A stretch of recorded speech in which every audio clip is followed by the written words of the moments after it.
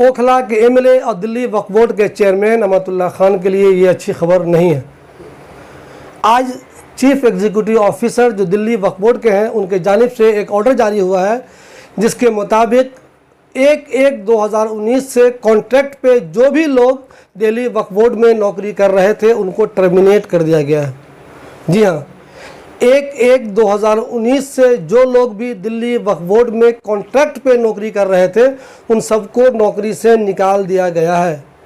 ये ओखला के एमएलए अमातुल्लाह खान जो कि दिल्ली वक्फ बोर्ड के पूर्व चेयरमैन हैं उनके लिए इसलिए अफसोस वाली खबर है कि चूँकि ये सारे अपॉइंटमेंट उन्होंने ही किए थे। जो ऑर्डर जारी हुआ है उसके मुताबिक लगभग 150 लोग ऐसे हैं जिनको नौकरी से टर्मिनेट कर दिया गया है। और ये टर्मिनेशन आज ही, चूँकि लेटर आज ही जारी हुआ है तो उस पर लिखा हुआ है विथ इमीडिएट इफेक्ट, यानी कि बिल्कुल तत्काल प्रभाव से लेटर जारी होते ही इन सब लोगों को नौकरी से निकाल दिया गया है। अमातुल्लाह खान पे पहले भी इल्ज़ाम लगा था कि उन्होंने कई ऐसे लोगों को वक्फ बोर्ड में नौकरी दे दी है जो उस नौकरी के अहल नहीं थे। कुछ लोगों ने इल्ज़ाम लगाया था कि उन्होंने अपने रिश्तेदारों को भी वहाँ नौकरी दे दी है, हालांकि ये चीज़ें साबित नहीं हो पाई थी।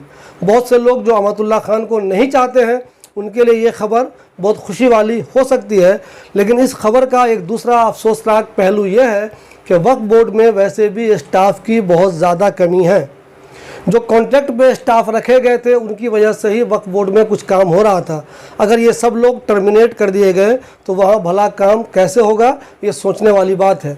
एक अंदाजे के मुताबिक वहाँ अगर इनके टर्मिनेशन को देखें, जो लोग हटा दिए गए नौकरी से, जिनको आज नौकरी से निकाल दिया गया है, अगर उन सबको हटा दें तो वहाँ ज़्यादा से ज़्यादा 25 लोग बचे हुए हैं जो परमानेंट हैं।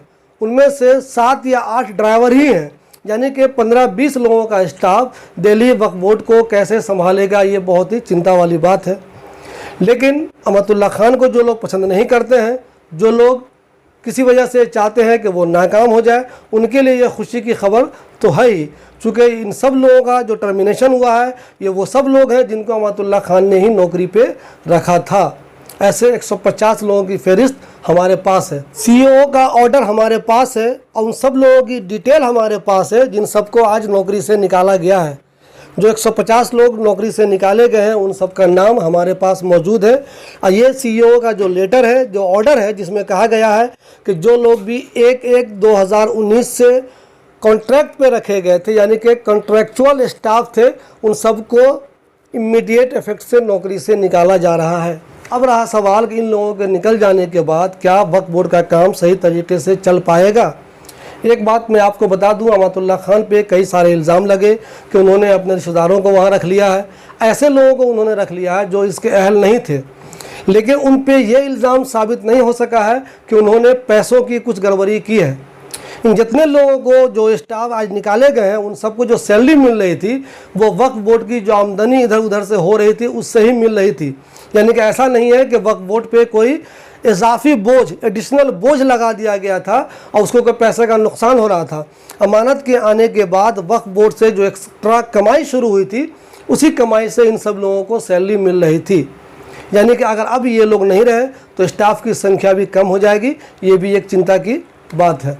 दूसरी बात मैं ये बता दूं आपको, आज जो लगभग 150 लोगों की लिस्ट जारी हुई है जिन्हें नौकरी से निकाला गया है, जिन्हें टर्मिनेट किया गया है, उनमें से लगभग 40-50 लोग पहले से ही वहाँ नहीं जा रहे थे।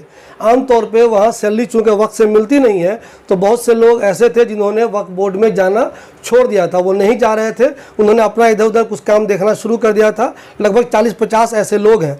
बाकी के कुछ लोग हैं जो वहाँ जा रहे थे, उनको भी आखिरी सैलरी अप्रैल तक की ही मिली है। जी हाँ, जो लोग वहाँ कॉन्ट्रैक्ट पे काम कर रहे थे उनको भी आखिरी सैलरी अप्रैल की मिली है। अप्रैल के बाद इन सबको कोई पैसा नहीं मिला है, लेकिन इन्हें उम्मीद थी कि कभी ना कभी पैसा तो मिल ही जाएगा। लेकिन आज उन सबको और साथ साथ पूर्व चेयरमैन अमातुल्लाह खान को भी एक झटका लगा है, चूँकि सीईओ के ऑर्डर के बाद इन सारे लोगों को इमीडिएट इफेक्ट से टर्मिनेट कर दिया गया है, यानी कि नौकरी से निकाल दिया गया है। अब आने वाले दिनों में ये लोग क्या स्टेप लेते हैं, दिल्ली वक्फ बोर्ड क्या स्टेप लेता है, खुद अमातुल्लाह खान क्या स्टेप लेते हैं, ये तो वक्त ही बताएगा। जो लोग अमातुल्लाह खान के विरोधी हैं उनको ये खबर खुशी तो दे सकती है, लेकिन ये उन सब लोगों के लिए चिंता की बात है जो वक्फ बोर्ड में दिलचस्पी लेते हैं, जो चाहते हैं कि वक्फ का काम सही तरीके से होता रहे, जिससे मुसलमानों की भलाई के काम होते रहे।